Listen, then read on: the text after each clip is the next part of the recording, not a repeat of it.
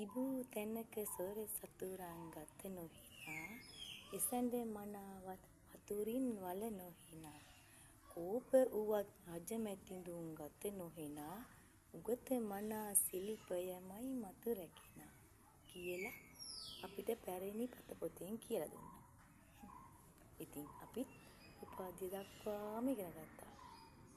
දැන් මොකද වෙලා තියෙන්නේ? No job. ජොබ් දෙන්නේ නැහැ.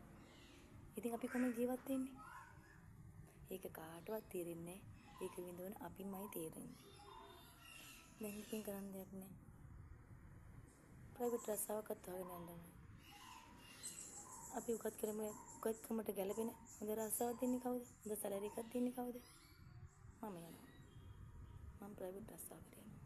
නැත්තම් අපි අනාගතේ අඳුරටම වැටෙයි.